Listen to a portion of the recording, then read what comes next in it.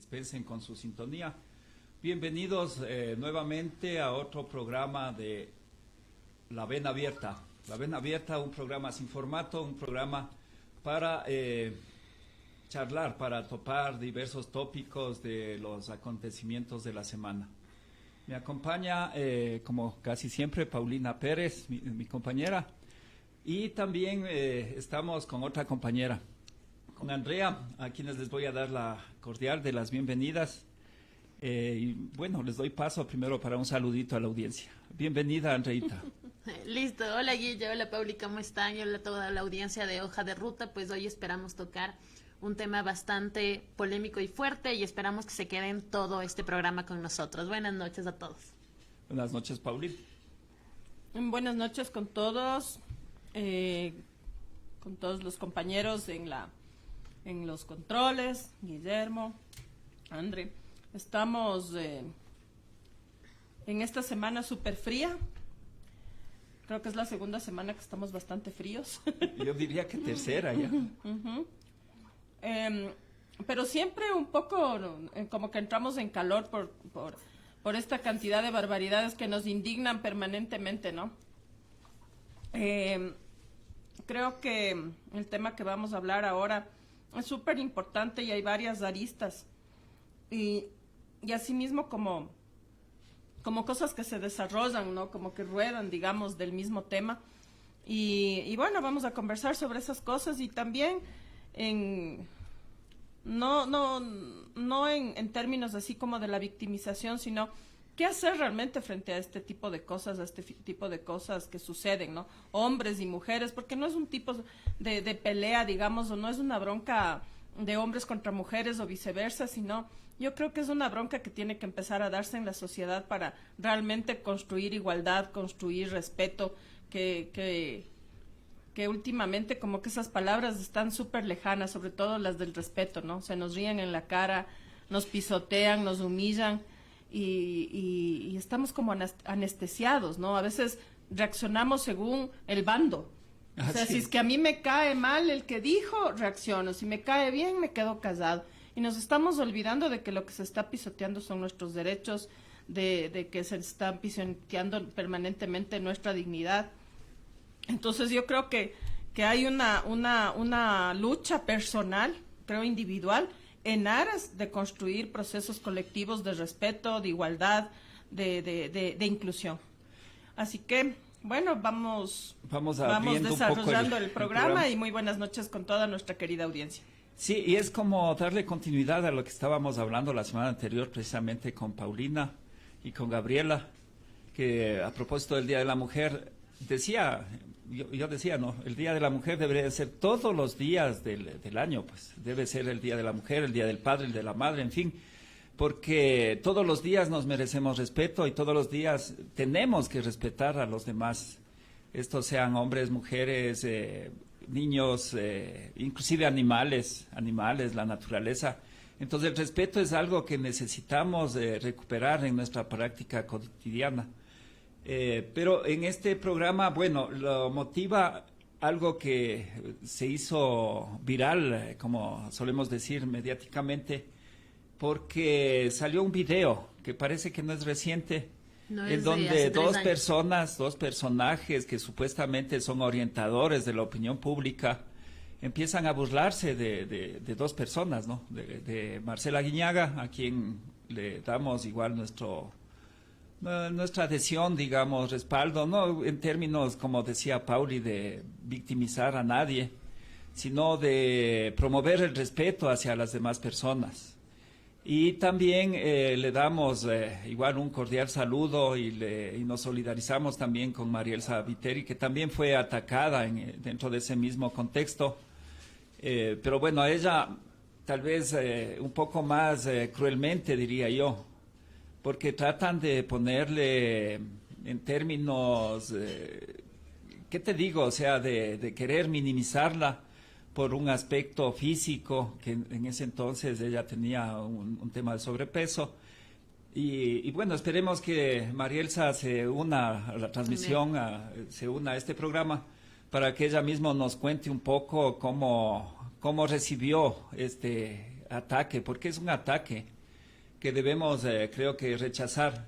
Y ahí comparto mucho con Paulina, que plantea que a veces rechazamos según de quien venga, o practicamos lo mismo que estamos rechazando porque simplemente es de alguien que nos cae mal o de un oponente político, cuando la práctica de respeto tiene que ser para todos, tiene que ser fundamental para todos. Bueno, y con esta introducción, diría, voy un poco a plantearles algunas preguntitas. Empiezo contigo, Andreita. Tú como mujer, ¿cómo le ves, por ejemplo, el tema de los chistes sexistas o machistas? ¿Te afectan, no te afectan? Porque muchas veces nosotros, digo nosotros en general, y hombres, mujeres, solemos tener ese tipo de bromas, ¿no? Que, bueno, tal vez se sobrepasan o se pasan en cierto sentido. ¿Cómo lo tomas tú, un chiste en este sentido? Bueno, yo creo que esto de los chistes tiene un contexto bastante social, ¿no? Tal vez estamos en una sociedad que ha naturalizado bastante el tema de chistes contra la mujer o crítica contra la mujer, como cuando te hablan a ti de tu peso, por ejemplo, que es algo de que las mujeres hablamos bastante, de que se habla bastante de nosotras, pero ¿por qué? ¿Por qué nosotros tenemos que ser ese punto fijo de broma tal vez o de mofa cuando al sexo contrario no se le plantea así? Entonces puede ser que sea algo bastante naturalizado, tal vez entre nosotras mismas. También existe crítica y en las familias aún más. Yo pienso que debería ser algo que ya tomemos en cuenta, porque las mujeres solemos, y hablo por mi caso también, dejarlo pasar. O sea, tenemos a veces esto de un carácter un poquito más, ¿cómo podríamos decirlo? No quiero decir fuerte, sino no nos ponemos en este tema de pelear. Es como que tal vez hemos naturalizado tanto algunas veces que si alguien nos hace un chiste machista, ya sea en nuestra familia, en nuestro trabajo, solo lo dejamos pasar así. ¿Y eso qué hace? Que vayamos naturalizando esto, que cuando pasen estas críticas ya un poco más fuertes, bastante fuertes, como yo creo que es esta que le hicieron a Marcela Guiñaga y a Elsa Viteri, algunas personas no se espanten y solo lo dejen ir. Y tú te pones a pensar y dices, en ese Twitter y en ese video hay muchas personas que se burlan. ¿Y cómo te puedes tú burlar de un tema tan serio? Ya es porque lo naturalizaste antes, porque piensas que se pueden burlar de este tipo de cosas. Entonces yo creo que debemos comenzar nosotras mismas y nosotros mismos a poner un pare, ¿no? Un alto de las críticas y de los chistes que al fin y al cabo naturalizan un comportamiento y eso va creciendo y después se puede volver algo más grande como es lo que estamos viendo que pasa ahorita. Pauli, ¿para ti hay alguna intención detrás de estas... no sé cómo llamarle, de esta mofa que hacen estos caballeros, bueno, no sé si sean caballeros, no son nada caballeros tampoco. Estos individuos nomás. Ahí dejémosle para no ponerle otros términos.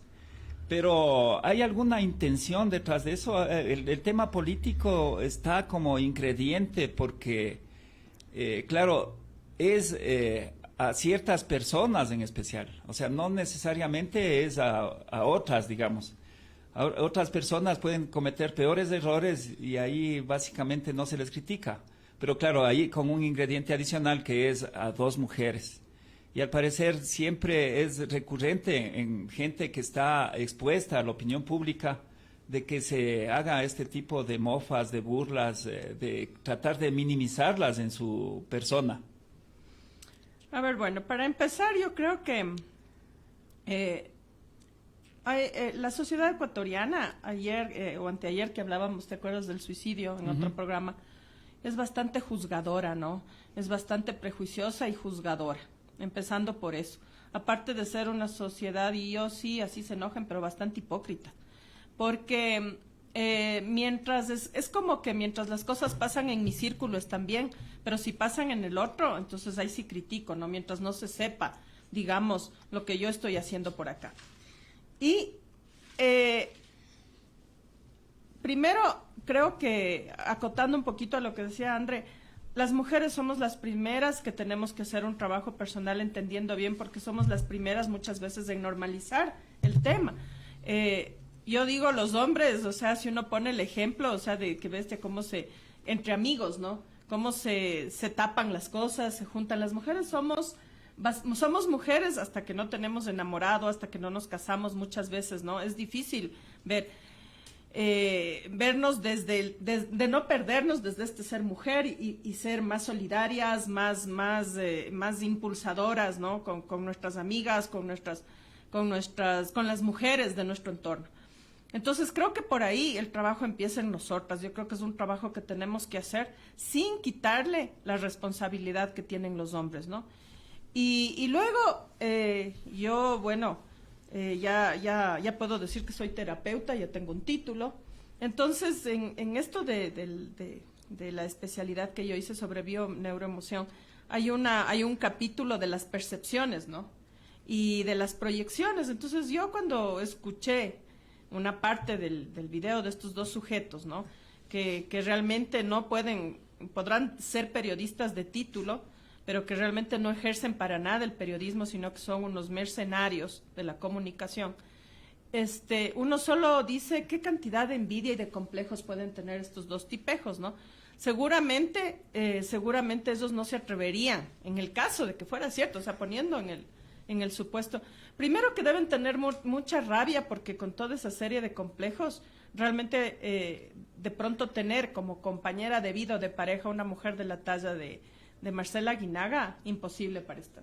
Creo que para un hombre o para una mujer íntegra, ¿no es cierto?, de valores, de principios, tener como compañero o como compañera una mujer o un hombre, ¿no es cierto?, también va a buscar lo mismo, va a buscar gente íntegra.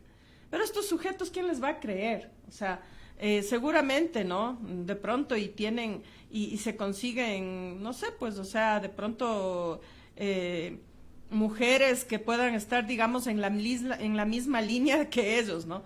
Pero claro, ver que hay una mujer como Marcela Aguinaga que le superó, debe ser terrible. Y hablemos, o sea, también de otra persona que fue agredida, digamos, por este señor, ¿no? O sea, si uno se pone a ver, y le voy a poner así en los términos, sin ser discriminativa, pero a ver, Jorge Ortiz, ¿cuánto medirá? Sí, o sea, digamos, o sea, ¿qué complejos tan terribles tendrá Jorge Ortiz con ese tamaño que tiene en una sociedad como esta? Debe haber tenido, primero porque es pequeño y luego porque es cabezón. Entonces yo me pongo a pensar cuántas veces a él se lo habrá discriminado por su tamaño, se lo habrá discriminado por el porte de su cabeza, porque así somos, ¿no? Así somos, o sea, nos hacemos bromas. Y ahí viene la discriminación cachos, de la mujer al hombre también. Entonces, ¿cuánto resentimiento realmente hay en el corazón de este tipo que llegó a ser una cara visible en un canal de televisión, pero nada más, y que sin eso, ¿quién es? ¿No? O sea, y sin eso, ¿quién es? ¿Cómo será? Yo lo que veo es eso, y eso es lo que veo en ellos, ¿no? Un resentimiento terrible, porque yo me pongo a pensar, ¿qué hubiera sido de este señor, del otro, de la posta, si no tenía alguien que le dé un puestito que le haga brillar, el otro señor Vivanco, ¿no? O sea, hubiera llegado lejos una persona que incluso parece que tiene bastantes problemas serios con el alcohol, parece, digo yo. Es más, en su programa algunas veces lo hemos visto en estado etílico, que eso tampoco es una muestra de profesionalismo. Entonces, yo creo que hay que ver las cosas así, ¿no? Y por eso creo que contestarles muchas veces a esta gente que realmente necesita ayuda psiquiátrica, ayuda psicológica, de pronto superar esos traumas, ¿no? Y por eso es que tienen 3 realitos de poder, y son lo que son. Y por eso es que en esa cantidad de complejos que les superan, se venden. Porque los que no tenemos esos problemas, o que quizás son mínimos, porque todos tenemos como nuestra debilidad, o podemos tener por ahí algún complejo, por alguna carencia, pero esos, o sea, realmente son personas que tienen precio. Entonces yo me imagino que son personas con serias carencias afectivas, con serias carencias emocionales, y por eso pueden venderse al mejor postor, como es lo que ha pasado. A diferencia de estas otras 2 compañeras que han sabido, pese a todo, mantenerse dignas, ¿no? Bueno, y sí, lamentablemente no tengo a la mano los twitters, pero hubo una contestación bien inteligente de Mariel Saviteri, en donde básicamente, o en resumen, decía, bueno, yo por salud tuve que rebajar de peso y lo logré, pero ustedes, su sus limitaciones no van a Mentales, poder no van a poder vencer. Claro, no hay liposucción, ¿no? Claro, No hay liposucción no hay para para un eso. cerebro No hay lleno una de cirugía grasa. estética, sí. No hay cómo arreglar, ¿no? O para esos complejos justamente. No hay una cirugía, ¿no? No hay una lipo, no hay un cirujano plástico que les borre. Claro, y otro de los tweets que también contestó Marcela Guiñaga hablaba de frágil masculinidad, y al parecer le dolió mucho al ¿cómo se llama este señor? Vivanco. Y claro, ahí viene también un tema, ¿no? O sea, cómo estamos expresando nuestra masculinidad. Digo yo desde el aspecto de masculinidad. O sea, ¿qué mismo es el ser masculino? ¿Qué implica ser heterosexual? Hay tantas preguntas que quedan en el ambiente, ¿no es cierto? Pero en el tema de masculinidad, yo no sé qué es más masculino. ¿Qué opinas tú, Andrea? ¿Cómo le ves a una persona, o sea, sexo diferente? ¿Quién es más masculino para ti? Bueno, yo hablando de más masculino, ¿qué te podría decir? Es que yo creo que la sociedad ya tiene conceptos como de que alguien es más macho para mí en decir en masculinidad. Tal vez el hombre que esté con más mujeres, tal vez el hombre que en apariencia física se vea mucho más fuerte. Y pues yo creo que Marcela Guiñaga, al responder este Twitter y decirle tienes una frágil masculinidad, sobre todo se refiere a este hecho donde a ella le critican. Y es tenaz porque estamos violando una parte de su intimidad, aun cuando el video no sea de ella, pero él lo está hablando de una manera tan natural que dice, no me pasaron el video. Imagínate tú, es un video que ya de por sí agrede a ella como mujer y agrede a su privacidad de ser que el video fuese de ella, que no sabemos, que no lo es, pero igual está agrediéndole de esta manera. Entonces, yo creo que ella más se refería a este tema de, a ver, señor Vivanco, usted me está diciendo y comentando en un programa de una forma tan inverosímil que lo dejan como que, sí, no me pasaron el video, yo lo pedí, que es la frase de él, ¿no? Y lo dice. Entonces es como que ella se está planteando este punto donde nos deja ver que él, qué tipo de hombre es, o sea, cómo puede existir un periodista que salga en un medio público y se refiere así a una mujer. Están hablando a toda una nación y están poniendo una parte de su privacidad en la mesa. Y eso ya es de por sí es violencia de género y violencia contra su privacidad. Entonces yo no puedo creer que exista este tipo de periodistas que te pueden poner los temas así y que pueden hablarlos de una manera tan natural burlándose de ella.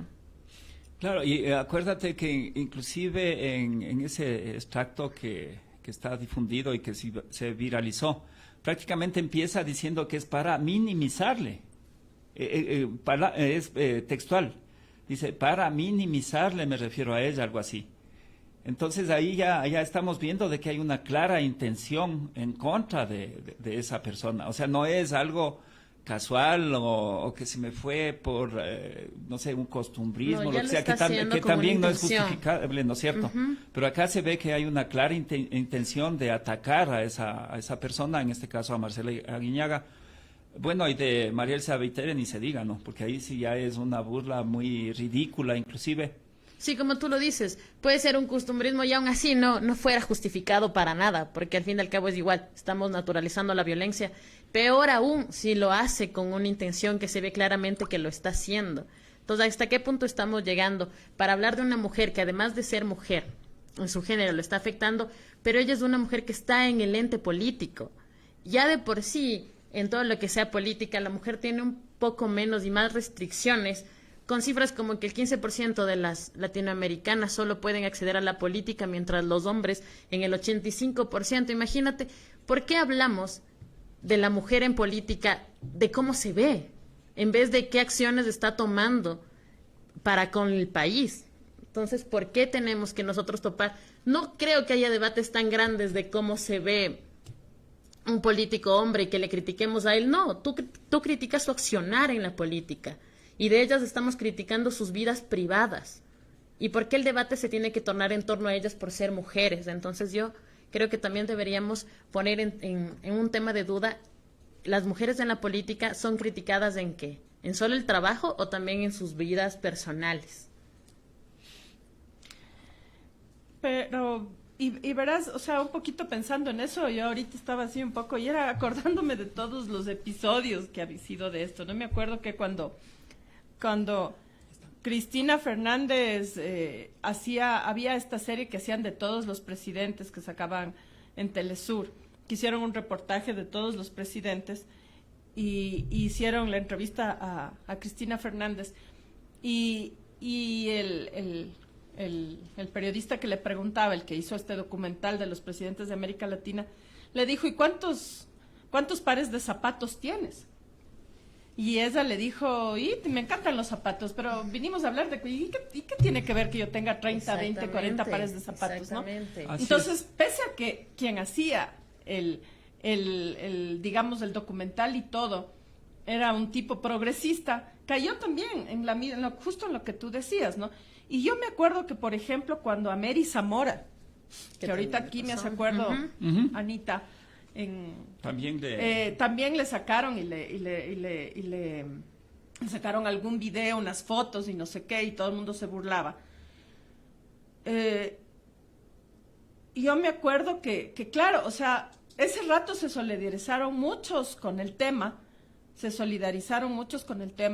pero cuando pasa lo que pasa con Aguinaga o con otra cualquiera de las que hayan o que representen, digamos, al correísmo, empiezan los ataques, ¿no? Pero cuando es a ellas se acaba, o sea, hay un silencio de quienes sí en su momento defendían a Mary Zamora, que además era una estupidez lo que hicieron, que yo no estoy diciendo que está bien lo que hicieron con Mary Zamora. Justamente me hace acuerdo, Anita, y era eso, ¿no? Y me acuerdo que incluso el expresidente Rafael Correa dijo que no estaba bien y le ofreció disculpas y dijo que no podían reproducir ese tipo de cosas y todo, porque era una violación a la privacidad. Pero saltaron toditas y de hecho o sea, utilizaron el tema de Mary Zamora para acusarle al expresidente. Entonces ahora atacan a Marcela Aguinaga, a María Elsa Viteri, y nuevamente no hay un silencio desde un lado y hay todo una burla, digamos, desde el otro, festejos desde otro, donde también hay mujeres. Claro. Entonces, el tema es eso justamente, ¿no? De lo que tú decías, las figuras públicas, si son mujeres, las mujeres tienen que, no sé, o sea, como prepararse psicológicamente para todo ese tipo de agresiones que vienen, sí, de los hombres, sí, en este caso mujeres progresistas, podemos decir, sí, de los hombres, pero también de las mujeres de la derecha. Entonces, no es que solo son atacadas por los hombres, también son, porque el silencio de periodistas como Janet Inostroza, como Tania Tinoco, como la Silvita Buendía, que es una abanderada del feminismo y etcétera, etcétera, esos silencios, ¿qué son? Entonces, eso también, yo siempre digo, ¿no? Esos silencios también deslegitiman la lucha feminista, ¿no? Deslegitiman la lucha feminista porque eres feminista con unas mujeres, con las que te caen bien, con las que estás en la línea, con las otras no. Compas, está ya con nosotros María Elsa Viteri, y le vamos a dar la más cordial de las bienvenidas a Hoja de Ruta. Una vez más, ya ha estado con nosotros en otras ocasiones. Bienvenida a María Elsa y bueno, públicamente igual solidarizarnos por esos aleves ataques estúpidos, bueno, una serie de calificativos que mejor dejémosle nomás ahí. Y la pregunta que nos hacemos, María Elsa, ¿se pretende normalizar los ataques a la mujer? Bueno, en primer lugar, muchísimas gracias por la invitación. Muy buenas noches a todos los que siguen Hoja de Ruta y por supuesto a los que están en el panel, ¿no? ¿Verdad? Bueno, yo les agradezco sinceramente por la solidaridad, pero fíjate que por lo menos desde mi perspectiva, personalmente no me llegan. Y te lo digo sinceramente, personalmente no me llegan. Me llegan desde la perspectiva de que yo soy una verdadera progresista y soy una persona que rechaza el fundamento de un sistema social, porque el neoliberalismo dejó de ser un modelo económico y se convirtió en un sistema social, en donde la exclusión, la discriminación y fundamentalmente el desprecio por la diversidad es lo que prima. Para mí lo que ha ocurrido no es más que el ejemplo claro, no solamente del desprecio hacia el género femenino. Más allá de eso, es el desprecio a la diversidad. ¿Por qué? Porque simple y sencillamente hoy somos las mujeres y probablemente y evidentemente dentro de la estrategia de esta forma de pensar, la mujer evidentemente ha sido un tema histórico, digámoslo así, histórico. Pero lo es en el mismo sentido los jóvenes, lo son en el mismo sentido las etnias, las distintas etnias, lo son en el mismo sentido inclusive trabajadores y otro tipo de sectores. Porque este modelo o esta forma de ver la sociedad es una forma que categoriza de distinta manera a los distintos grupos poblacionales. Y lo que intentan hacer es simple y sencillamente atacarlo desde su perspectiva o de su estereotipo, o el estereotipo que han intentado alrededor de cada uno de estos grupos. Entonces, en el caso de la mujer, alcancé a escuchar algo de lo que mencionaba. En el caso de la mujer, realmente la mujer ha sido considerada un objeto, un adorno, ¿no, verdad? Un lindo adorno al lado.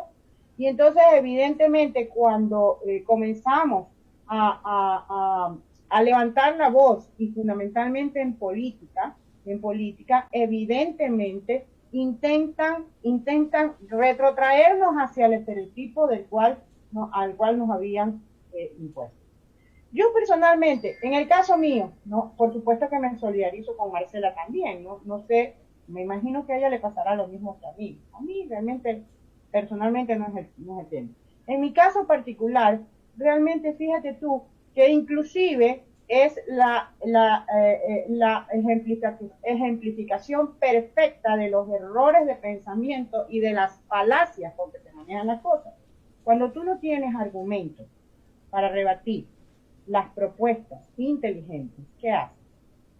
Rebates alguna cosa, alguna cuestión de orden física, ¿sí? Algún defecto, algún elemento que no esté considerado como normal en la sociedad.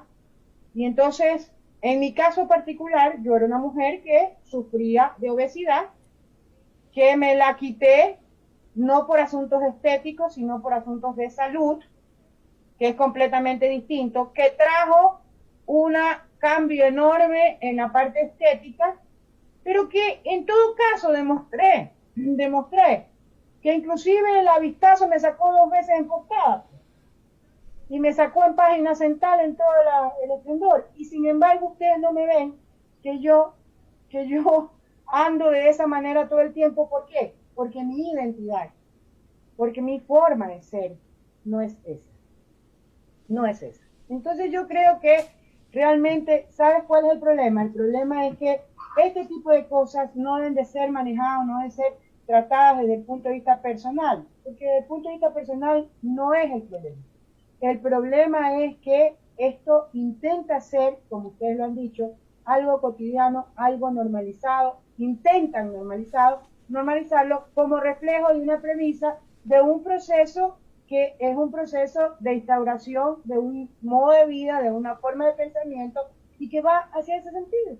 Y que yo te puedo decir que exactamente, en el mismo sentido, en algún momento podemos analizarlo también, producto de esa vertiente, el hecho de que en este país parece que hay gente que tiene que ser educada en el plano racional, y hay gente que tiene que ser educada en sus distintos animales, y por eso tenemos gente que no le importa destrozar a un ser humano en una cárcel, mientras hay otros que se las dan de grandes pensadores. Ni los unos ni los otros tienen la culpa, digámoslo así. La culpa es de un sistema que determinó que unos sean tratados de esta manera, que unos sean potencializados de esta manera y los otros de otra manera. Entonces, este es un tema de orden mucho más profundo. Es un tema en donde la mujer tradicionalmente, y ya todos sabemos cuál es el problema. El problema es que la mujer, con la división sexual del trabajo, estaba simplemente para el hogar y el hombre para la reproducción, y que dentro de eso, simple y sencillamente, hoy que hemos demostrado ser exactamente con la misma capacidad, con diferencias de orden biológico, constitución, qué sé yo, realmente, simplemente nos utilizan en lo que sí podemos ser más vulnerables, porque es evidentemente mucho más débil una mujer en términos de fuerza digamos, en términos físicos, ¿no? Pero mira tú que los ataques a una mujer política vienen precisamente por el lado de no poderla vencer desde el punto de vista de planteamientos inteligentes. Entonces, mira, yo realmente creo que este tema inclusive no debemos hacerle mucho escándalo, debemos más bien es actuar sobre ello en nuestra forma de accionar. Y por eso celebro que las dos compañeras hayan hablado de qué hacen las mujeres, qué hacemos las mujeres dentro de grupos que realmente no levantan la voz. Porque definitivamente yo no puedo entender que una mujer se sienta a gusto, cómoda, de estar en un círculo en donde se mofan de otra mujer o intentan mofarse de otra mujer. Entonces, yo desde el punto de vista mío, mi única palabra respecto a esto es simple y sencillamente, lo entiendo perfectamente, entiendo que un Vivanco, entiendo que un Ortiz se pongan en este tipo de cosas. ¿Por qué?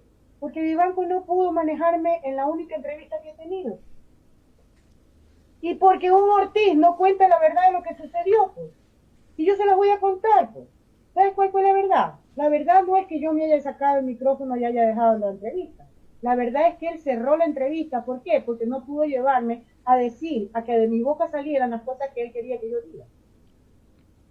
Y lo que no dijo fue que efectivamente me sentaron en una silla de Atos, pero que vino, me imagino que es la misma que le dijo la gorda no entra, y tuvo que bajarme con la palanquita de las Atos y ponerme al límite de abajo y a él ponerle 2 almohadones. Para intentar llegar a mirarme a los ojos, aunque él nunca mira a los ojos, ¿no? Porque personas así nunca te sostienen la mirada.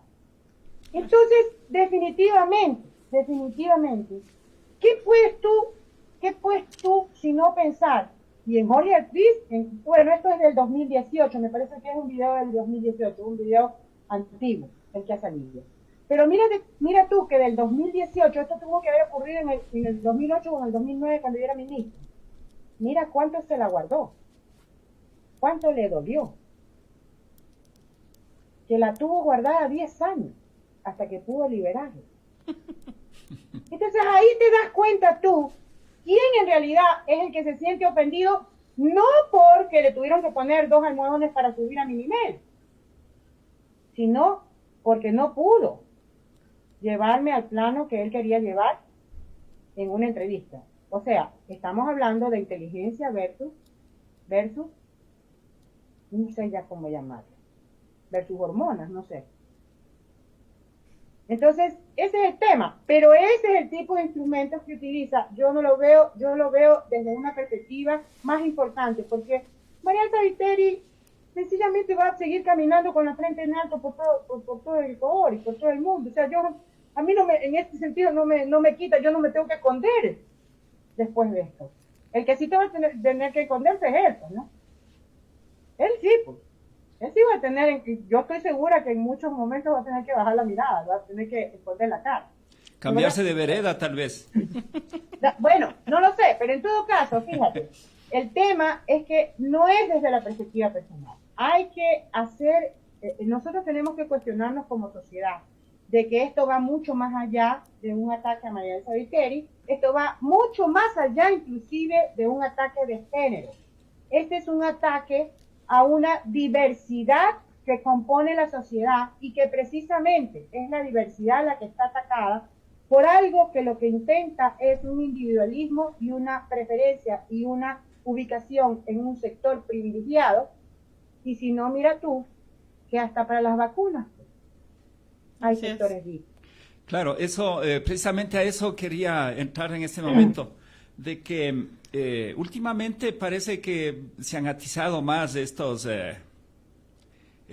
ideas supremacistas, diría yo, de querer unos seres humanos que deberían tener los mismos derechos que el resto de la sociedad, pero unos querer prevalecer por sobre otros.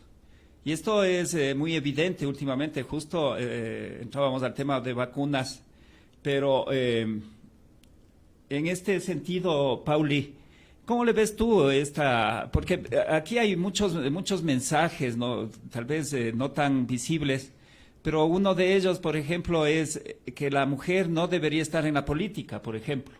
Porque claro, con estos ataques hay gente que tal vez está queriendo entrar en política, le gusta el quehacer político y va a dudarlo, va a decir, no, yo para qué me meto si me van a tratar mal, me van a maltratar. Entonces, ¿no será que también viene por ahí los ataques para tratar de cerrar el círculo y no dejar que nadie más se acerque a esos ambientes políticos? Yo creo que realmente la descomposición a la que hemos llegado como sociedad es tan brutal, que al final son fachadas, ¿no? Ellos no quieren que lleguen ciertas mujeres, porque si van a llegar mujeres que les obedezcan, le van a permitir. Si con eso van a dar su apariencia de feministas, de estar con el género, van a escoger ellas y van a decir ustedes. Y es más, van a ser las mujeres que en ese concepto de que ganen votos, ¿no? Las arregladitas, las bonitas, las que se puedan mover en cámaras, las que, más allá de que tengan ideas y propuestas, que seguramente esas sí van a ir de alzamanos, esas sí van a ir a aceptar todo lo que les diga el dueño, el cacique del partido, del movimiento, de donde quiera que estén, que es distinto a construir un proyecto donde las mujeres tengan voz, donde las mujeres vayan, hagan incidencias, se confronten con sus compañeros, e incluso, desgraciadamente, en los movimientos progresistas hay mucho de eso. Hay mucho de eso. Las mujeres tienen que pararse duro y tienen que a veces, o sea, no sé, hasta rebelarse un poco, porque todavía el machismo está muy arraigado ahí. No quiere decir que en la izquierda no hay machismo, claro que hay. Y de hecho, hay compañeras o hay mujeres dentro de los movimientos de izquierda que han utilizado su posición de ser novia, esposa o alguna cosa para acceder a una candidatura, a un cargo. Y las otras mujeres, quizás en igual capacidad o mayor capacidad, han tenido que ver que ellas avanzan por una situación de este tipo, por un palanqueo, digamos, un apadrinamiento. Eso ha pasado. Desconocer eso sería tonto, porque no nos permitiría realmente atacar esos problemas, realmente erradicar ese machismo que se debe erradicar sobre todo en los movimientos progresistas, en los movimientos de izquierda. Yo creo que eso hay que discutir y tenemos que en eso ser súper solidarias las compañeras y no permitir que ese tipo de cosas pasen y hacerles a los hombres dejar de tener el discurso a los compañeros de que son feministas, de que están con el feminismo, pero sin embargo siguen también jugando o desarrollando esas prácticas. Pero en la derecha sí, van a poner y van a estar de acuerdo con la paridad en la elección y todo, para poner a las lindas, y después, o sea, a mujeres, y las van a presentar como la ama de casa, la política, la mujer tierna, la mujer, o sea, con todo un estereotipo que siempre lo han hecho. Y si no, vayan a ver cómo le presentan a una Cynthia Viteri. Cuando uno va a la asamblea y le ha visto a la Cynthia Viteri, dice, Diosito santo. Pero esa es una madre de familia, acuérdense de cuando fingió el COVID, como decía, hijos, no estoy vengan. bien, no vengan, los amo. Entonces es la madre, la mujer hermosa, la aguerrida, pero que al final le golpea la mesa a Jaime Nebot y ella rapidito hace lo que él dice. Eso es lo que proyecta la derecha, ¿no? Así que eso de que a lo mejor quieran cerrar el espacio, yo no creo, van a seguir siendo fachada.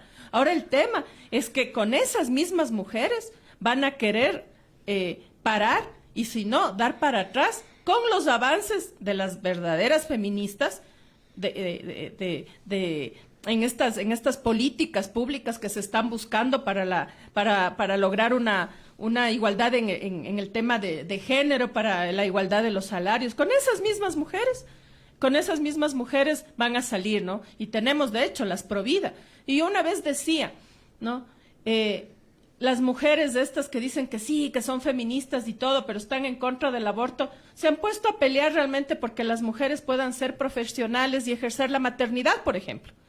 Porque hay mujeres que quieren ejercer su maternidad y han tenido que frenar el ejercer su maternidad por hacer una carrera, por trabajar, por mantener el trabajo, porque no pueden ser madres y profesionales, porque no hay políticas públicas donde una mujer pueda ir a la universidad y pueda tener, por ejemplo, una guardería ahí que le permita tener a los guaguas cerca mientras ella va de clase en clase, por ejemplo.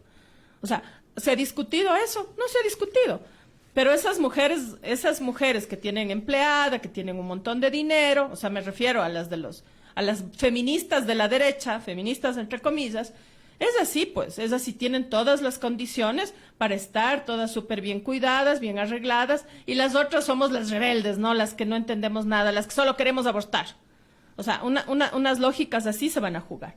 Entonces yo creo que eso es realmente lo que se está viniendo. Entonces, ¿cómo a las mujeres como María Elsa, que nos acompaña hoy, como a Marcela Guinaga y a las otras compañeras que están participando en política, que están en una curul, cómo deslegitimarles, cómo hacerles ver como las marimachos, ¿no? Cómo hacerles ver de alguna manera. La exclusión no va a cesar ahí, porque como bien decía María Elsa Viteri, es un tema de exclusión. Y más profundo allá, el sistema capitalista, pues, el sistema capitalista que nos da los estereotipos de cómo deben ser las mujeres, de cómo debemos actuar las mujeres, y todo lo que no entre en ese modelo, entonces es rechazado, es atraso, es totalitarismo y todas esas barbaridades que dice. Yo creo que por ahí, más bien, es esto, ¿no? O sea, dar una fachada de derecha, de deslegitimar al feminismo de izquierda con un feminismo de derecha, que más cavernícola no podría ser, ¿no?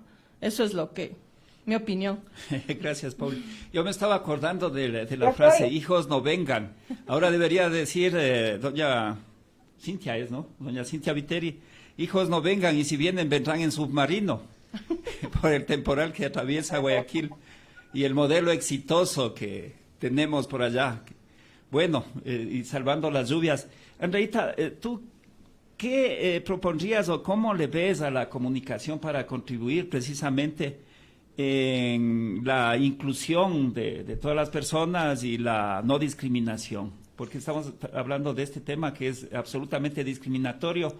El burlarse de una mujer es una discriminación absoluta.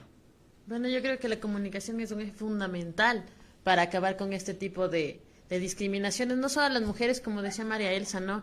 Es un sistema bastante excluyente a grupos minoritarios, como pueden ser las etnias, como pueden ser los jóvenes, a personas que minimicen su opinión en la sociedad. Y la comunicación ya solo con sus canales o con el discurso que tú pretendas dar en cualquiera sea tu posición, ya cambia totalmente y crea una opinión a las personas. Ellos al fin y al cabo son un medio de comunicación. Y si ellos normalizan eso, va a haber un montón de hombres que lo hagan.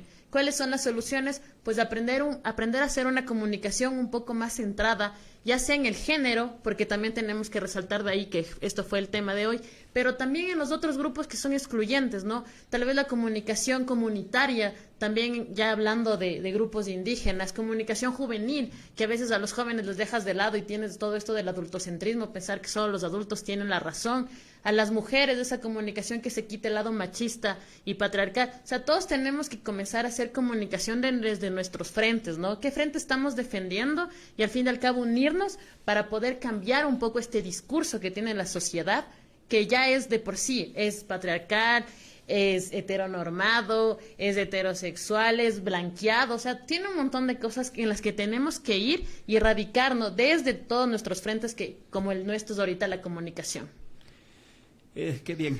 María Elsa, ¿sería ya hora de pensar en una reforma educativa también, generando contenidos, mallas curriculares, para ya abordar seriamente estos temas? Digo, porque al parecer es algo que nos está faltando. Bueno, dicen que la educación empieza en la casa, ¿no? Pero desde algún lado tenemos que empezar a cambiar esta sociedad egocentrista, machista, patriarcal. Tenemos que, de alguna manera, bueno, habemos personas que hacemos el esfuerzo por desaprender cosas, involucrarnos más en estos temas, pero hay otra gente que no le está dando ningún valor a estos temas. de pronto la juventud como que pasa desapercibido muchos de lo que estamos hablando aquí, y lo único que se hace es repetir, replicar, reproducir prácticas que no son convenientes, que no ayudan a integrarnos como seres humanos, no nos ayudan en la dignidad de las personas. ¿Será que la educación tiene ahí una gran deuda con la sociedad? Bueno, yo primero decirles que estoy completamente de acuerdo con los dos conceptos que han planteado tanto Paulina como Andrea, ¿no verdad? En el sentido de que estamos completamente de acuerdo. El principal riesgo que tiene el feminismo es precisamente esa división entre un feminismo popular y un feminismo liberal, ¿no verdad? Y desde el punto de vista de lo que dice Andrea, a mí me parece que eso es justamente hacia allá tenemos que ir. Aquí no se trata de confrontar, ni las luchas son individuales, no es que la lucha feminista es individual, la lucha del joven es individual, no, aquí es una lucha transversal porque todos tenemos el denominador común de ser atacados por un modelo y por una forma de pensar, ¿no? Entonces, en ese sentido, ese es el tema, ¿no? Y claro, ¿cuál es el mecanismo? El mecanismo tiene que ver con la educación, pero fíjate que yo me voy a la definición. Y me voy a la definición porque lamentablemente en educación tenemos como que es transmisión de conceptos, transmisión de contenidos, ¿no? ¿Verdad? De teoría, digamos así, ¿no? Pero nunca se habla de la educación desde la perspectiva de formación de un ser humano integral. Entonces me parece que una de las cosas que deberíamos de variar es el concepto de educación como transmisión de conocimientos a educación como formación de un ser humano integral. Y desde esa perspectiva, me parece que hemos fallado completamente, fundamentalmente el sector público. ¿Por qué? Porque yo entendería que normalmente el sector privado pues ya tiene definido cuál es el tipo de hombre que quiere tener en la sociedad, ¿no verdad? Pero el que tiene la responsabilidad de presentar un ser humano de corte colectivo solidario es el sector público, ¿no?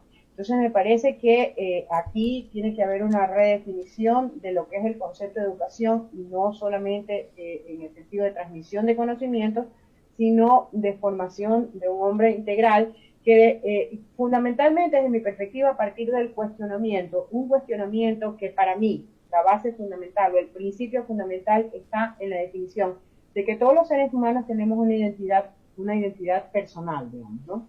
Tú eres individual, y eso te enriquece, pero al mismo tiempo el ser humano como ente social tenemos una identidad colectiva. Y me parece que el entender o el llegar a formarte desde tu individualidad hacia una identidad colectiva, sacar adelante una identidad colectiva, es lo que definitivamente el sistema educativo no ha logrado hacer y no logra hacer.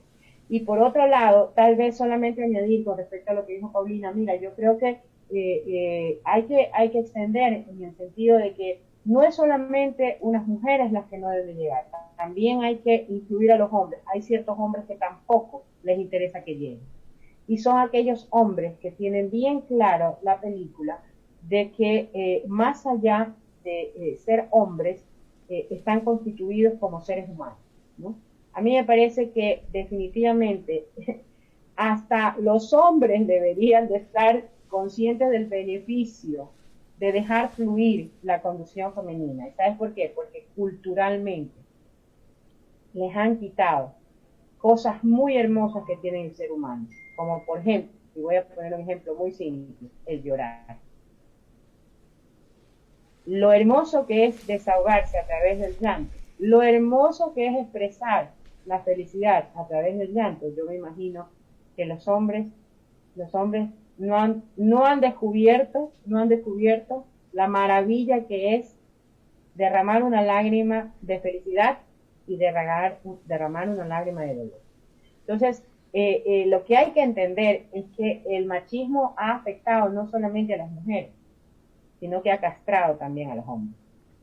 Entonces, desde esa perspectiva, en el caso de género, creo que la parte formativa tiene que salvar también a los hombres de su esclavitud, de la esclavitud a los que los ha sometido el machismo. Entonces, definitivamente sí, creo que la educación, pero una educación concebida desde un aspecto de formativa, que va mucho más allá de transmisión de conocimiento, Y desde mi humilde opinión, yo no soy experta en la materia, no pretendo para nada imponer, es mi criterio muy personal. Creo que todo parte por el hecho de reconocer cada uno nuestra individualidad dentro de una entidad colectiva. En el momento en que aprendamos a hacer una entidad colectiva, en ese momento, todas estas exclusiones y estas discriminaciones se van a acabar. Pauli, ¿qué deberíamos hacer para contribuir efectivamente, pero ya como decía María Elsa, desde el aspecto individual, como para ir rompiendo estos atavismos, poder superarnos como seres humanos? Porque, digamos, creo que somos personas siempre en construcción, siempre estamos aprendiendo muchas cosas y tal vez lo más difícil, somos personas que muchas veces no queremos dejar ciertas costumbres, ciertos, no sé, ciertos rezagos, digamos, del pasado. ¿Qué deberíamos hacer como para contribuir efectivamente a un mundo más inclusivo, más justo, sin estos ataques al prójimo? Pues yo creo que eso es así como, no imposible, pero sí es un proceso bastante complejo, ¿no? Y también en el que hay que empezar, como decía María Elsa, es un tema como de la universalidad, pero saber que individualmente hay que hacer un trabajo, ¿no? Es un trabajo personal de realmente entender, porque yo, por ejemplo, tengo muchas amigas que dicen que sí, que son feministas, ¿no? Pero es increíble, por ejemplo, cuando yo les veo con sus hijos, que tienen, por ejemplo, hijas mujeres, hijos varones, el cambio que tienen, digamos, ¿no? Entre el hijo varón y la hija mujer, por ejemplo, ¿no? Y creo que es por lo que tú decías, o sea, es súper arraigado todavía en nosotros y a veces en las mujeres ese tema, ¿no? Ese tema todavía de mi hijito, yo a mi mamá le sé molestar y le sé decir que él es su querubín y yo soy su hija, ¿no? Entonces todavía es eso, pese a que, por ejemplo, mi mamá es una persona, y yo creo que es bastante feminista, pero tiene esos a veces esos conceptos, ¿no? Que le salen y yo le digo, mira lo que me estás diciendo. Entonces ella me dice, perdón, me dices que a veces, claro, es porque se normalizó, digamos, eso, ¿no?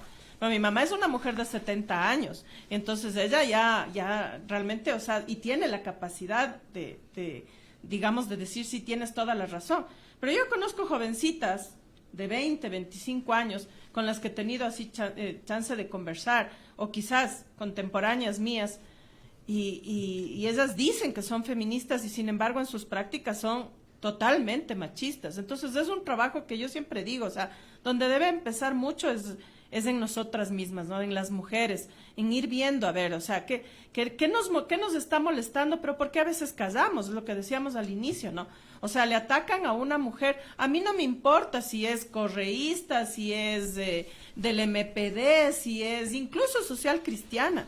O sea, nadie puede faltarle el respeto, primero porque es un ser humano, y luego porque es una mujer, pero por sobre todas las cosas porque ningún ser humano tiene que ser irrespetado, humillado, y peor, utilizar su vida privada o sus decisiones para que sea humillado o expuesto en público para ser vejado, ¿no? O sea, para deslegitimar cualquier cosa que diga. Sobre todo utilizar su vida privada a mí me parece realmente terrible, ¿no? Y luego, o sea, que digan, es que es mujer, o como nos dicen, ¿no? Es que es loca, es mujer, o las hormonas, o es que está la luna y cosas de estas que se utilizan mucho. Pero las mujeres también repetimos eso muchas veces, ¿no? Entonces, es que está menopáusica. Entonces, o sea, creo que empieza ahí también. Y lo otro, o sea, como yo digo, o sea, yo creo que es bastante difícil cambiar a la gente que está en la derecha, a esta gente que tiene digamos que tiene como en sus manos el poder económico de este país, del mundo, podría decirse, cambiarles, porque a ellos no les importa, a ellos les importa mientras funcionan los intereses. Y creo que ellos tienen como su matriz. Pero yo lo que sí digo es que nosotros, los que nos decimos que estamos en la izquierda, que estamos en el progresismo, ¿cómo hacer ese trabajo personal? Y entonces, claro, cuando somos gobierno, una reforma educativa, yo por lo menos creo que en el Ecuador es urgente no solo con el tema digamos, del género. Yo creo que eso se va, es parte, digamos, justamente de esta reforma. Cuando hablamos de una reforma educativa integral, eso también es, o sea, empezar a verle al de al lado con sus derechos, ¿no? Y saber que yo tengo derechos, pero que también tengo deberes. O sea, se habla de la lucha de la corrupción, pero en esa educación formal que tenemos hasta ahora también se fomenta eso. También no se discute el tema de la corrupción. O sea, más bien dicho, ni siquiera se lo topa. Los corruptos son los de allá, ¿no?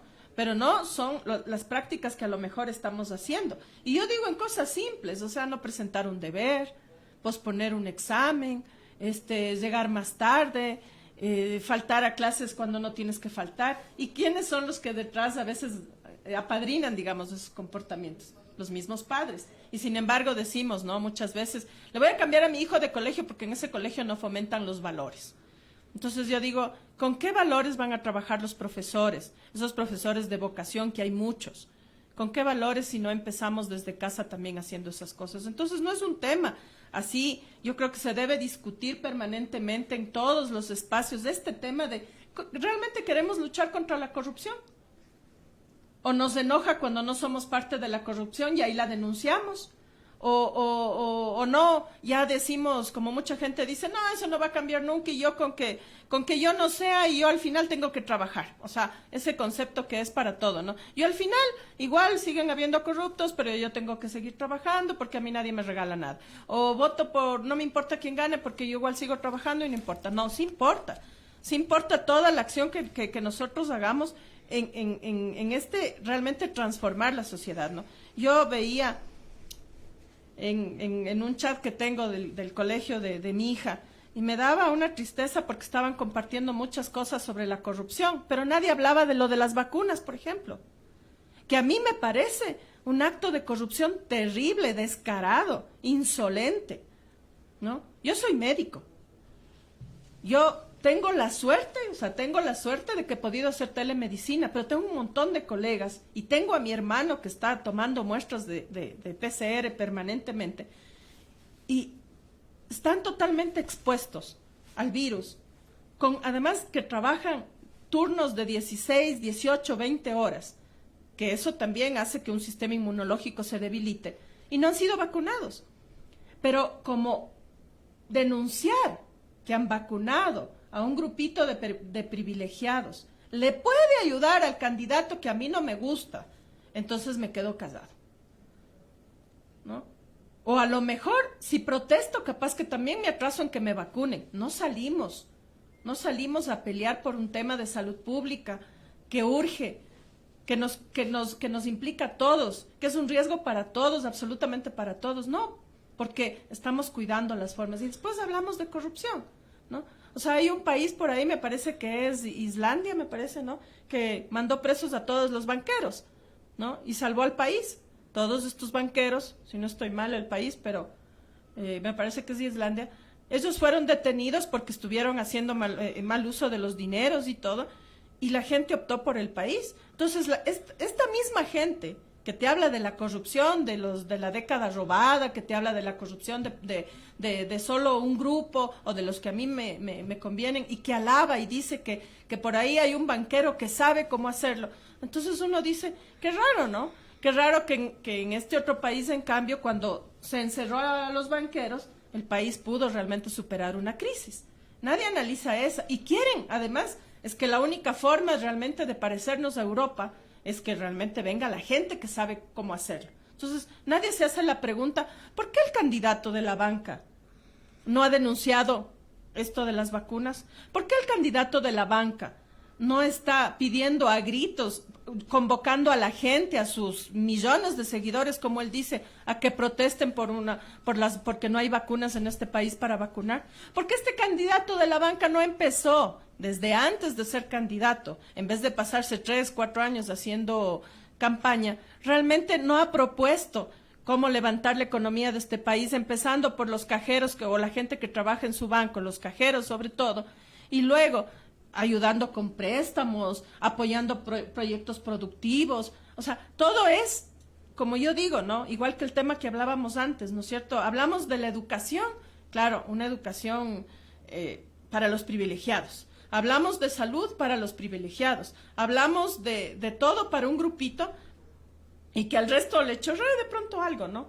Pero no denunciamos ese tipo de cosas. O sea, entonces realmente uno se da cuenta de que estamos como anestesiados por esa educación tradicional que nos ha vuelto obedientes, repetidores, que no ayuda a generar pensamiento, que no ayuda a generar ideas, que no aporta. Simplemente queremos obtener un título y porque supuestamente, según lo que dicen, cuando tú tienes un título ya, o sea, estás hecho, no importa si no encuentras trabajo, no importa si no hay empresas, si no hay cómo realmente organizar no tienes un apoyo real para realmente hacer una empresa de otro tipo, generar producción, no sé. Entonces, claro que urge la reforma educativa, pero una reforma educativa integral tiene que venir acompañada de políticas públicas, y esas políticas públicas no van a venir de la derecha, no van a venir de esta derecha que sigue defendiendo un modelo como el modelo capitalista, este modelo neoliberal, que no le importa, que no quiere cambiar conceptos, que no le importa trabajar en un tema de principios, y no hablo de principios así, de principios solo de honestidad, de ética, me refiero solo a esos, ¿no?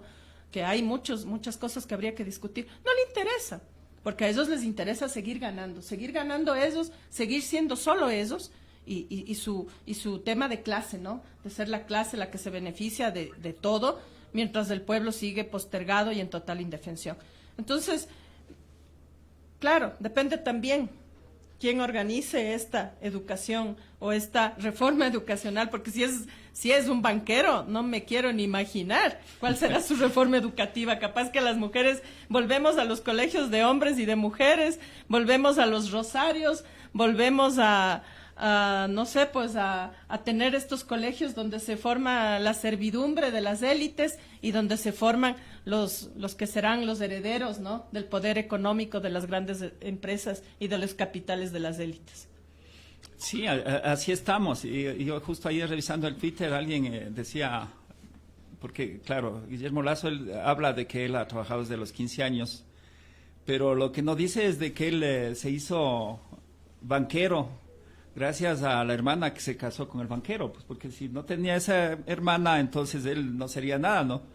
Pero claro, el señor Lasso creo que está con Alzheimer también, porque se olvida de algunas cosas del pasado, se olvida del feriado bancario, por ejemplo, dice que no ha tenido ninguna participación. Bueno, en fin, Andreita, ¿cómo ves tú? O sea, ya ahí me voy a saltar un poco el tema para, en esta última parte, sí, entrarle al tema de las vacunas. ¿Cómo le ves tú el tema de las vacunas? Anoche nomás había un Twitter del presidente de la República en donde decía, yo no me he vacunado, mi papá no se ha vacunado, mi familia no se ha vacunado, no sé qué. Pero al parecer ahora, desde la presidencia mismo hay la lista, o por lo menos la lista, la comunicación de que sí se han vacunado en la presidencia de la República. ¿Cómo ves este tema de las vacunas, que al parecer también es como bien oportuno para saltarse todo este escándalo que causó los ataques misógenos? Porque es precisamente el mismo portal que publica ahora unas listas que, bueno, están verificándose, pero al parecer algo hay de cierto porque provocó la renuncia del ministro de Salud. Bueno, yo creo que es bastante indignante y contradictorio, ¿no? Justo yo veía también un tuit que era bastante conspiranoico en esto de que La Posta publica un día esto que le está ahí, le estamos dando duro, y el otro día publica las vacunas. No es que yo sea conspiranoica, tampoco estoy armando teorías sobre esto, solo les comento lo que vi en Twitter.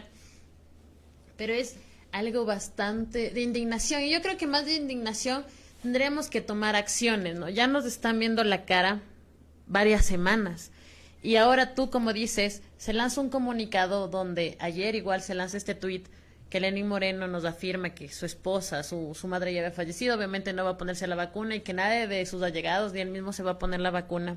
Pero al día siguiente sacan este comunicado donde nos informan que sí. Entonces, ¿a qué estamos jugando? Y sobre todo a la población, ¿qué está esperando? ¿Qué vamos a hacer? Porque ya todos los días nos vienen con noticias diferentes. pero nosotros solo la seguimos leyendo. Entonces también tenemos que tomar una postura.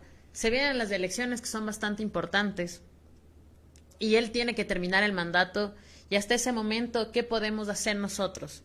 ¿A seguirnos aguantando esto? ¿Tomar después una decisión ya en las elecciones?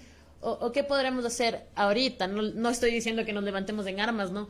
Pero me refiero a que ya está bastante de que nos estén viendo la cara y tomando decisiones que afectan, y es lo más, me da bastante lástima, ¿no? Porque afectan a las personas que necesitarían estas vacunas en primera línea. ¿Cómo tú puedes decir que la esposa del presidente es más importante que un médico que está en primera línea luchando contra el COVID?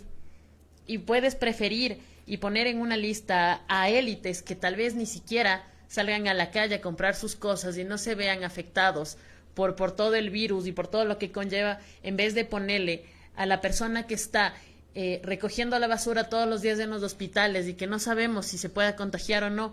Entonces, ¿por qué seguimos dejando que el país siga manejando estas cuestiones solo para un grupo de personas y beneficiarios que están arriba y no a las personas que lo necesitan, que están abajo? ¿Dónde queda nuestra indignación?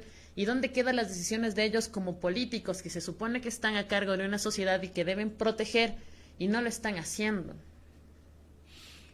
Sí, en realidad yo también en las teorías conspiranoicas, yo digo, ¿no será que estamos en un experimento social y están probando el aguante de los ecuatorianos? Porque todos los días como que nos meten un garrotazo y al otro día otro más y al otro día otro más, o sea, más o menos como esa fábula del burrito, ¿no? Que le van poniendo carga y carga y carga hasta ver hasta dónde aguanta.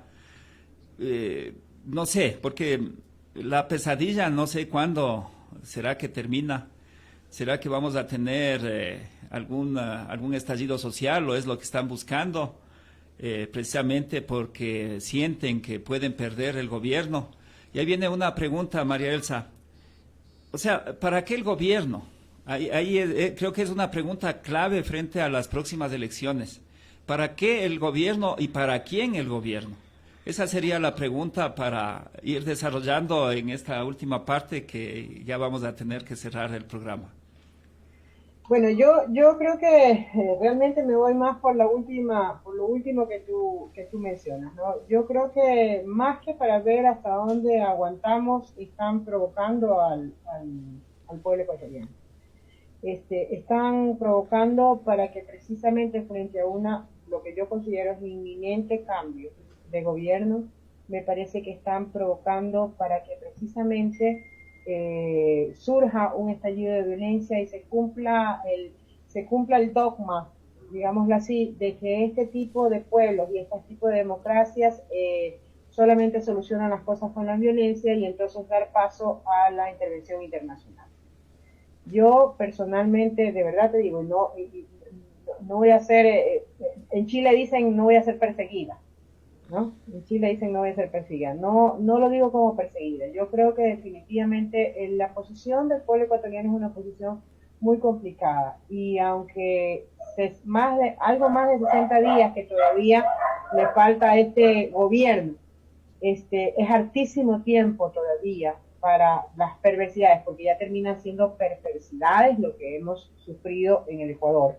Yo creo que, sin embargo, fíjate tú que deberíamos si se quiere, pensar un poquito más estratégicamente y no caer en la tentación de la violencia por un lado, porque eso supondría retrasar aún más y perpetuar o el continuismo de una posición que definitivamente no puede tener un día más que tiene.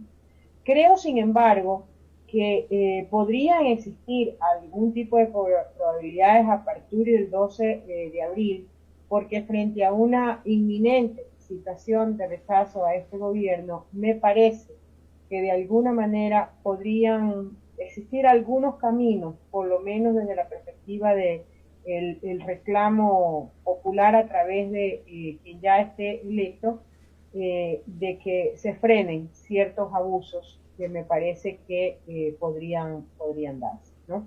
En todo caso, mira, lamentablemente me parece que el pueblo ecuatoriano está abocado a esperar estos 2 meses. Yo creo que lamentablemente no nos queda más porque hacer otro tipo de actuaciones me da la impresión de que significarían la permanencia en este horror durante muchas décadas más. Y no estoy hablando de años, estoy hablando de décadas. Creo que tenemos que tomarlo con, digamos, con eso esa fortaleza que tiene el pueblo ecuatoriano, y vamos a tener que esperar al 11 de abril para poder dar por finiquitado esto que ha sido una pesadilla terrible, porque el Ecuador ha estado con seres ocultos, seres negros, realmente en una pesadilla enorme, pero desde mi perspectiva es peor que cualquier tipo como decimos, ¿no? Te ponen la cascarita. Es peor si nosotros a estas alturas pisamos la cascarita y resbalamos. Creo que hay que seguir con el esquema que hasta el momento nos hemos manejado, respetando la democracia, pidiendo democracia y defendiendo la democracia. Me parece que es la única alternativa. Ahora, si dentro de eso luego llegaran a ejecutarse actos peores, digamos, o en contra de esta democracia, entonces sí, tendremos que tomar una decisión de otra índole. Sí, así es, María Elsa. Andreita, tu mensaje final, vamos a empezar el cierre del programa. Bueno, yo creo que sí es importante tratar estos temas cada vez más, porque esta violencia que nosotros vimos hoy, de la que estábamos hablando en la primera parte, se está normalizando y cada vez es más común ver esto en los medios, ¿no? Yo siempre he creído que el machismo no tiene género, como todos ustedes dijeron, al fin y al cabo no es hombres contra mujeres, sino más bien es todos estos dogmas que tenemos en contra de un estereotipo de mujer y las condiciones en las que debe ser una mujer y las que no, y los que nos oponemos a esto, ¿no? Entonces, yo pienso que sí, debemos abrir más estos espacios, y referente a la última parte, pues esperar y ser conscientes de lo que vamos a hacer en las votaciones.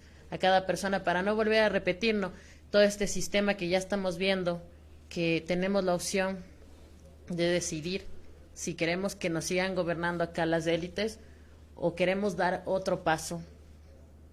Entonces, pensémoslo bien, ¿no? Así es. Bueno, Pauli, te dejo a ti con la reflexión final.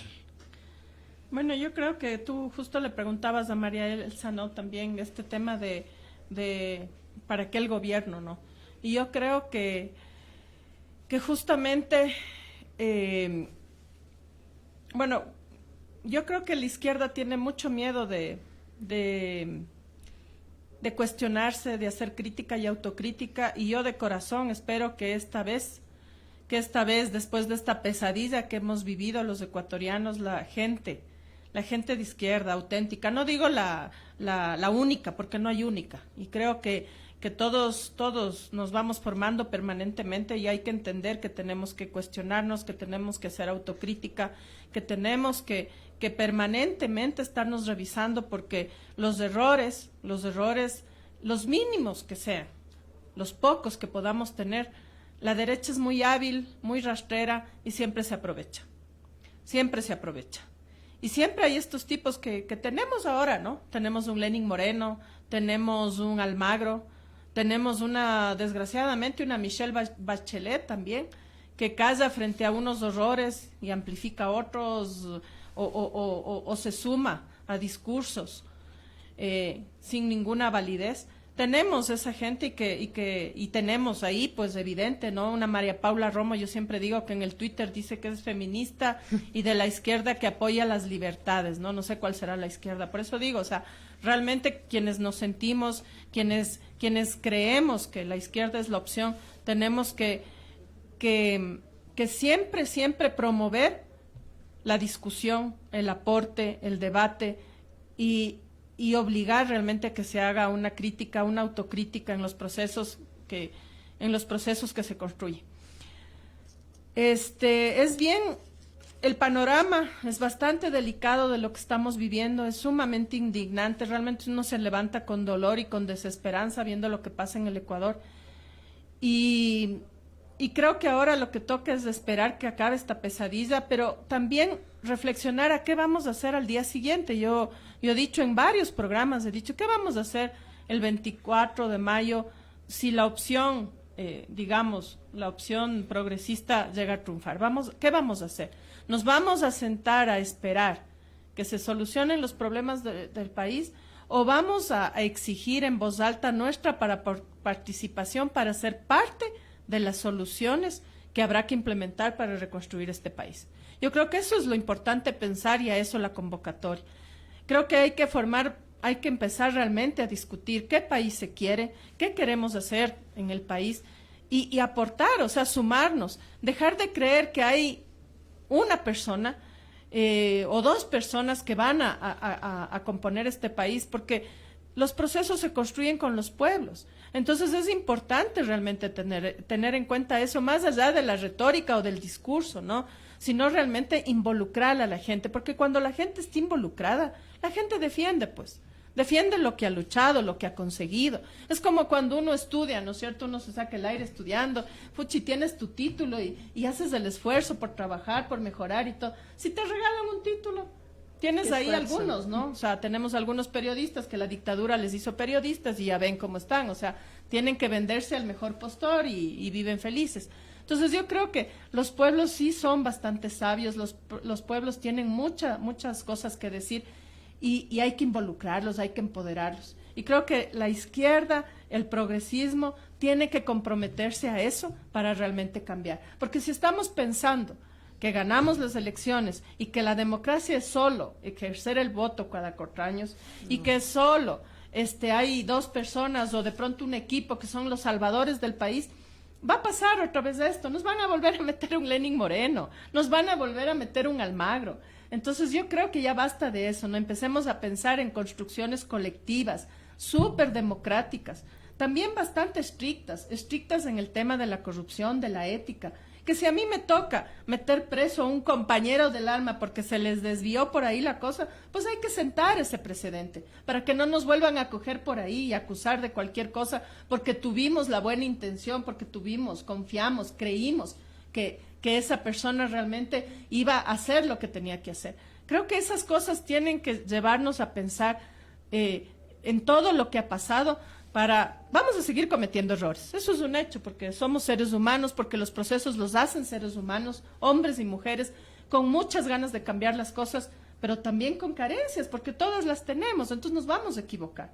Y ahí tiene que estar el debate, ahí tiene que estar el acompañamiento en los procesos de la gente, la formación de nuevos liderazgos, no hacer lo mismo que hace la derecha, yo soy dueño del partido, yo pongo los candidatos, no, abrir, porque hay muchos jóvenes que tienen cosas buenas que decir y hay otros que no, hay mucha gente mayor que tiene cosas que decir, hay otra que no, hay gente que está en la edad adulta que también tiene mucho que decir y hay gente que no. Pero todos podemos ir construyendo, alguna cosa tenemos para decir y para hacer. Y yo eso quisiera llamar a esa reflexión que siempre hago desde la vena abierta. Pensemos cuál va a ser nuestro compromiso personal, individual, para aportar a un proceso colectivo para reconstruir este país, que realmente después de esta pesadilla queda casi que en cenizas. Pero a pesar de eso, los ecuatorianos hay que pensar en lo fuerte que fuimos, por ejemplo, en el feriado, cómo se logró salir y cómo, por ejemplo, los migrantes sostuvieron por años la economía, siguen haciéndolo. Entonces creo que hay esas fortalezas, ¿no? Esas fortalezas, o sea, sentir que realmente sí somos capaces de hacerle frente a cosas difíciles, pero que no, la responsabilidad no cae en 2, 3, 4 hombros, es una responsabilidad de todos. Y que eso es lo que hay que construir. Eso nada más. Bueno, Paulina, gracias. Yo me estaba solamente acordando de María Paula Romo porque ella también normalizó los ataques misógenos. Acordémonos cuando ella decía que lo que decía Abdalá Bucaram en contra de las mujeres en Radio Sucre es parte del debate político. Bueno, y para cerrar ya este programa de La Vena Abierta, agradeciéndole a María Elsa Viteri por haber aceptado la invitación a Hoja de Ruta. Esperamos tenerle el día lunes también en una entrevista de orden ya un poco más política, pero en donde sería conveniente también volver a topar el tema de los ataques misóginos. Quisiera darle el paso para igual una despedida, un mensaje final a la audiencia. Bueno, muchísimas gracias. Por supuesto, el día lunes estaremos nuevamente en contacto y decir que comparto las palabras de Paulina. Sin embargo, creo que hay que situarse en el momento histórico que vivimos, ¿no? Y hay que entender que de alguna manera la reconstrucción es integral, Paulina. Yo siempre he dicho que lo primero que tenemos que comenzar es a identificar una verdadera organización representativa, ¿no? Porque lamentablemente si no tenemos esa organización no podemos formar algo que todos esperamos, y es el poder popular, porque lo que has hablado es realmente del poder popular.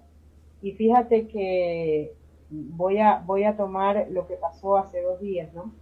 Yo creo que la defensa del Consejo de Participación Ciudadana es una gran oportunidad, porque ese Consejo de Participación Ciudadana y Control Social debería ser la institucionalidad que represente al poder popular. Ese es el verdadero campo que no debería estar en manos de ningún tipo de otro poder. Ese poder debería ser del pueblo. Pero tenemos que llegar a organizarnos y bueno, falta mucho tiempo y comparto completamente tus palabras y creo que hay que sentar las bases.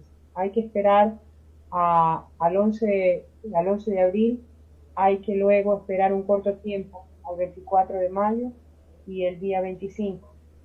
A lo mejor nos volveremos a sentar en esta mesa, ¿no? Para discutir qué podríamos hacer quienes realmente apostamos por el poder popular. Así es, muchas gracias. Voy a agradecerle igual como siempre a la audiencia su gentil sintonía. Estamos siempre tratando de hacer algunas mejoras en función de ustedes que nos acompañan siempre, ustedes que están pendientes de Hoja de Ruta. Como siempre, agradecerles muchísimo, despedirnos, invitarles al resto de la programación. Ya viene Familia Alba a las 8 de la noche. Y bueno, mañana también les invito, vamos a tener un programa interesante de La Voz del Migrante con Ernesto Espín desde New Jersey y vamos a hacer contacto con un compañero desde Bolivia para también hablar de la situación de Bolivia y dar la información del otro lado, ¿no?